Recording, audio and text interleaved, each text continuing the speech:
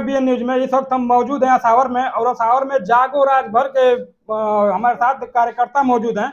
हम इनसे जानेंगे, पूरा परचेन का जानेंगे और जानेंगे कि जागो राजभर क्या है। कहीं ना कहीं जागो राजभर ये संगठन है या क्या है। कहीं ना कहीं राजभर को जगाने के लिए ओम प्रकाश राजभर भी कहीं ना कहीं राजभर को जगाने के लिए काम करते हैं, और वर्तमान में जहूराबाद से मंत्री प्लस विधायक भी हैं, और जहूराबाद जाग चुका है। कितना जाग चुका है, हमारे साथ वही भैया जी मौजूद हैं। हम इनका पूरा परिचय जानेंगे। सर, अपना पूरा परिचय बताइए। महेंद्र राजभर, सचिव जागो राजभर जागो समिति उत्तर प्रदेश। ये जागो राजभर समिति क्या है, थोड़ा सा इसके बारे में दर्शकों को विस्तार से बताइए। जागो राजभर जागो समिति एक अधिकार की समिति, अधिकार की मांग लेकर चल रही है। ये समिति जो बनी है पढ़े लिखे युवाओं के अधिकार के लिए बनी है, कि पढ़े लिखे जो हमारे युवा हैं, इसे कहा गया है कि लोग झंडा ढोने के लिए लोगों को जगाते हैं, हम उनको कलम किताब हाथ में थमाने के लिए जगाते हैं।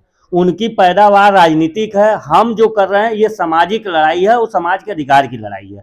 ये इसलिए ये संगठन बना है, क्योंकि हमारे समाज में जितने भी जनप्रतिनिधि हुए, मंत्री हुए, विधायक हुए, जो भी हुए, इन्होंने अधिकार के नाम पर अपने तो मजबूत हो गए, उनका भविष्य और उनका परिवार हो गया, लेकिन समाज जस का तैसा। आज हम आपके जहूराबाद विधानसभा में, जो कि यहाँ से माननीय ओम प्रकाश जी मंत्री जी भी हैं, यहाँ 4-5 घंटे हमने देखा है, कई गांवों में सफर किया, देखा यहाँ के लोगों में, तो ये हुआ कि जहूराबाद में बहुत विकास हुआ है, यहाँ के लोग बहुत विकसित हुए हैं, लेकिन यहाँ जस का तस है, यहाँ न कोई इनका नया कोई कहा जाए कि विकास दिख रहा है। यहाँ जस का तस जो झुपड़ियों में हमारे समाज के लोग हैं आज वहीं के वहीं हैं, उनके न सर पे कुछ है, न उनके घर पे कुछ है, और ये कहते हैं कि हमने समाज का बहुत बड़ा विकास किया। समाज का विकास आज कहीं नहीं दिख रहा है। समाज का विकास तभी होगा जब समाज को अधिकार मिलेगा।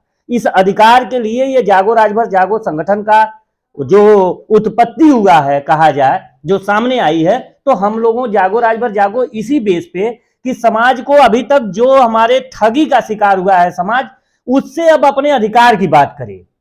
एसटी आरक्षण की लड़ाई ये जागो राजभर जागो लड़ रहा है। आप देखे होंगे कि सोशल मीडिया के माध्यम से, प्रिंट मीडिया के माध्यम से, प्रेस कॉन्फ्रेंस के माध्यम से और आपके माध्यम से तमाम तरह के लोगों से ये संदेश गया है कि हम लोगों ने कोर्ट में भी रीट याचिका किया था, जिसका परिणाम आया है कि हमारा 2 जुलाई को फिर उसमें आर्डर भी आ गया है कि 2 जुलाई तक सरकार को रिपोर्ट बना के सौंपी जाएगी हाई कोर्ट के माध्यम से। अच्छा, आप कह रहे हैं कि मतलब राजभर को जगाने के लिए, और यहाँ के राजभर कुछ कह रहे हैं कि जब से ओम प्रकाश राजभर आए हैं, हम लोगों को भरों को जगा दिए हैं, अलख जगा दिए हैं। इस पर आप क्या कहेंगे? कहीं ना कहीं आप लोग इस मुद्दे पर आप लोग फेल हो जाएंगे। देखिए, वो जगाए हैं झंडा ढुलवाने के लिए जगाए हैं, हम इनको अधिकार के लिए जगाने आए हैं, अंतर है। वो अपने मजबूत होने के लिए जगाने आए, हम खुद समाज को मजबूत करने के लिए आए हैं। तो समाज अब नेताओं में जो भविष्य ढूंढता है, अब ये कहना है कि तुम आप नेताओं में भविष्य मत ढूंढो, आप अपने अंदर भविष्य ढूंढो। आपका अधिकार जो हमारा आज 70 साल देश आजाद हुए हुआ, आज एक भी भारत में राजभर समाज से आईएएस नहीं है, और एक भी कह दीजिए कि कोई ऐसा सदन नहीं बाकी है जहां राजभर समाज पहुंचा ना हो, चाहे लोकसभा हो, राज्यसभा हो, विधान परिषद हो, विधानसभा हो। और लेकिन आज तक 70 साल में अगर एक भी राजभर आईएएस नहीं होता, कितना शर्मनाक बात है कि यहाँ तक कि हमारे यहाँ बंजारा से लेके नट, जो छोटी छोटी जातियां, सभी जाति के लोग वहां तक पहुंच गए, हम पहुंच नहीं पाए, क्योंकि आर्थिक संसाधन समझा जाए या हमें संवैधानिक अधिकार नहीं मिला उसका। उस संवैधानिक अधिकार की लड़ाई के लिए हमारा ये संघर्ष है, इसलिए ये संगठन इस पे काम कर रहा है। ये संगठन राजनीतिक नहीं है, एक सामाजिक संगठन है, समाज के हर अधिकार की बात करता है। न इसमें कोई नेता है, नेतृत्व करता है, और न कोई इसका उद्देश्य है। इसका एक ही उद्देश्य है, समाज को अधिकार देना, अन्यथा और किसी भी पहलू पे नहीं रहता है। तो कितना आप लोग इससे प्रभाव पड़ेगा, लोगों में कितना प्रभाव पड़ेगा? देखिए, कहा गया है कि एक दिन में क्रांति नहीं आती है, लेकिन एक दिन जरूर आती है। तो हम लोगों ने जो प्रयास किया है, अब लोगों तक, जन जन तक ये बातें पहुंच चुकी है। जो हमारे पढ़े लिखे युवा हैं, लगभग 50% लोग समझ चुके हैं। इस बार पूर्वांचल में ये समाज तय कर देगा कि अधिकार जरूरी है कि नेता जरूरी है। हमारी लड़ाई अधिकार की है और नेताओं की लड़ाई खुद की मजबूती के लिए है। जगाने की जो आपने बात किया, अगर नाम से ही मुझे कुछ मिल जाता तो मैं ओम प्रकाश जी का नाम बता के चलता किसी भी विभाग में, मुझे सिपाही बना दे, दरोगा बना दे, एसओ बना दे, एसआई बना दे, नाम ही बात है ना, नाम से कुछ होता नहीं। इनके जो कार्यकर्ता हैं इनके आंख पे पट्टी बंधी हुई है। कारण यह है कि इनके कार्यकर्ता पढ़े लिखे नहीं है, तो उनको क्या बात। ये तो आप लोगों के माध्यम से इलेक्ट्रॉनिक मीडिया जब आई तो इस मीडिया में इन्होंने जो बोलना चालू किया, जैसे जिसका कोई इनका क्या बोलते हैं जो बड़बोलापन, उलूल जुलूल अनाप शनाप, इसको इनके कार्यकर्ता अपने को गर्व समझते हैं कि हमारे नेताजी बहुत अच्छे बोले हैं। आप भी देखते होंगे, आपके चैनल पे भी लोग बोलते हैं। तो जो बोलने का इनका जो उलूल जुलूल बयान आता है, उसी बयान को वो बहुत कहते हैं हमारे नेता बहुत अच्छे। लेकिन इनके जो कार्यकर्ता अगर पढ़े लिखे होते तो अधिकार की बात करते। झंडा ढोने के लिए अगर ये पैदा हुए हैं तो उनका अलग बात है, लेकिन इसमें समाज में सभी लोग एक तरह नहीं है। जो पढ़े लिखे हैं अब अधिकार पे जाग गए हैं, जिस वजह से आपने देखा होगा कि अधिकार की बात नहीं आती तो आज अपने बेटे को वहां से अगर लोकसभा का टिकट दिलवाए हैं तो 2017 में भी इन्होंने कहा था कि हमने अधिकार को लेकर ही इस्तीफा दिया है, जबकि इस्तीफा नहीं दिए थे, इनका निष्कासन हुआ था। जब सामाजिक न्याय समिति 2017 में नहीं मिला तो इन्होंने कहा हमने लात मार दिया मंत्रालय को। तो क्या आज उनको सामाजिक न्याय समिति मिल गई या लागू हो गया? नहीं, आपका मतलब वो कह रहे हैं तो वो भी तो कह रहे हैं कि हम पिछड़ा जाति जैसे धुनिया बंजारा शेख ईसाई तमाम भाषा गिनाते हैं कि हम उनको हक अधिकार को लेकर लड़ते हैं। अरे भाई, पहले कहा गया है ना कि हमारा घर खुद न संपन्न हो, हम दूसरे की बात करें।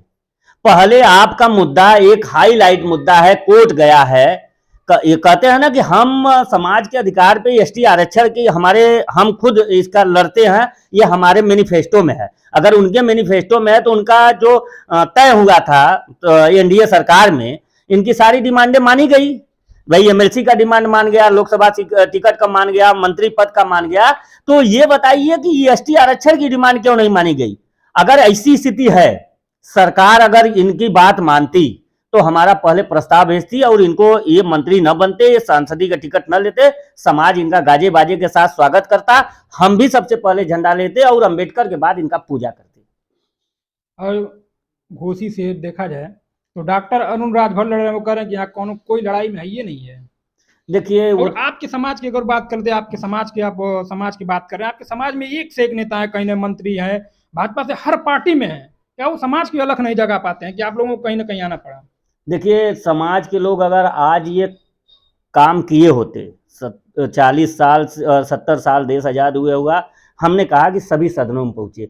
अगर ये लोग इस आंदोलन को, इस संघर्ष को अगर ये कर दिए होते, एसटी आरक्षण की जो हमारा प्रस्ताव है, जो 3 बार गलत प्रस्ताव अनुसूचित जाति का गया, अगर हमारा पहले ही चला गया होता 81-82 में, तो आज हमको ये उत्पत्ति नहीं होती जागो राजभर जागो का। इन लोगों ने किया क्या कि लोग अपने आप तो स्थापित हो गए।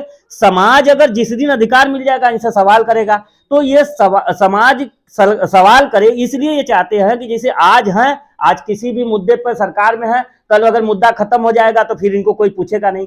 तो ये सोचते हैं कि ये जो राजभर समाज का मुद्दा है, हमारे जनप्रतिनिधि ये हमेशा चाहते हैं कि ये जीता रहे, इसी के सहारे उनकी राजनीति चलती है। नहीं, उनका एक और बयान जारी होता है कि पीला गमछा लगा के थाना चौकी में चले जाएंगे तो इसमें ओम प्रकाश राजभर झलकेंगे, और आप कहीं ना कहीं उनकी बुराई कर रहे हैं। हम तो बुराई नहीं करते। देखिए, यही है कि अधिकार की बात करना एक बुराई नहीं है। हमने अधिकार की बात की है, हमारा उनसे विरोध और कहा जाए कि तरक्की का मामला नहीं, हमारा अधिकार का मामला है।